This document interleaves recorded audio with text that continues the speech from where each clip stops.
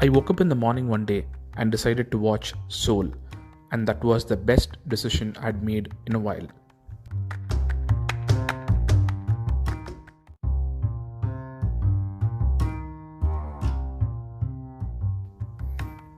Hello, welcome to the Vocal About Visuals podcast. My name is Kishore Ganesh, and today I will be talking about Pixar's new movie, Soul.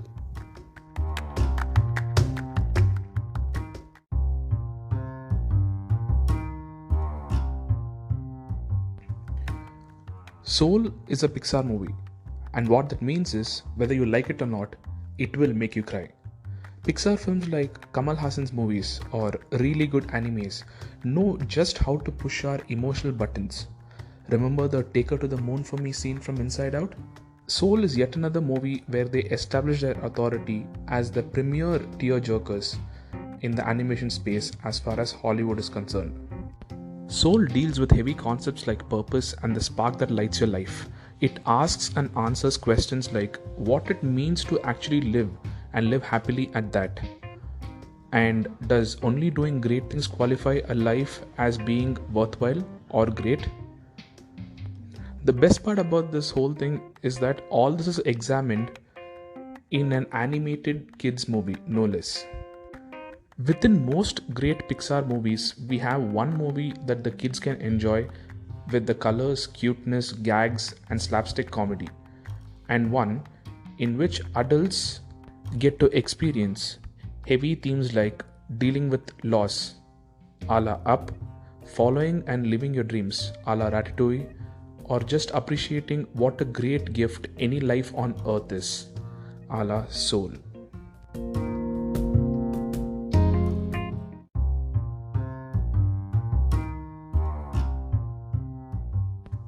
Soul is as soulful as any of the great works of art that Pixar has created before. Jamie Foxx plays Joe Gardner, a middle-aged jazz musician who's on the verge of playing his dream gig. This is his first big break, and he's at a crossroads where life is giving him a safe option and an exciting option.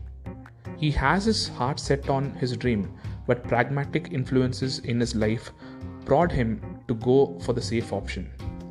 And where most movies live in this space, Soul just starts from this point. Post this, Gardner meets Tina Fey's character, 22, and both fill in the blanks for each other about what exactly living on Earth is all about. And the beauty of this film is that the two characters are not exactly in the opposite end of the spectrum on what their opinion on life is. Both are not exactly enthused about their state of existence, but what sets Joe apart from 22 is that he has a goal that he wants to achieve, and in the process of helping him achieve his goal, 22 learns an important lesson. Some of the lines and bits in this movie are such zingers that you're left stunned with a huge grin on your face. Lines such as, "Souls don't get crushed here, that's what life on earth is for," or a bit where one character says to another that maybe they should not create these many self-absorbed people, are the frosting on a very nice, wholesome, emotional cake of a movie.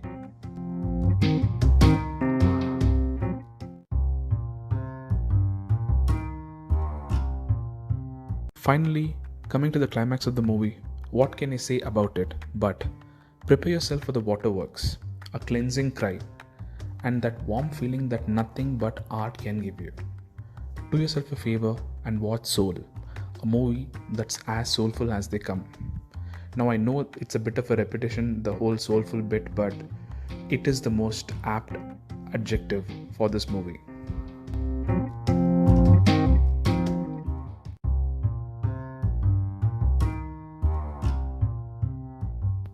Here's a fun fact. Two of my favorite late night talk shows, The Tonight Show and The Late Show, has their band members participate in this movie in different capacities. Questlove from The Roots plays Curly in the movie apart from being a music consultant. John Batiste from The Late Show has composed and performed songs in it and is a music consultant as well.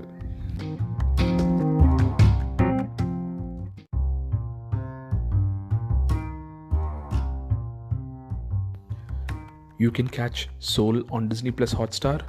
My name is Kishore Ganesh, and thank you for listening.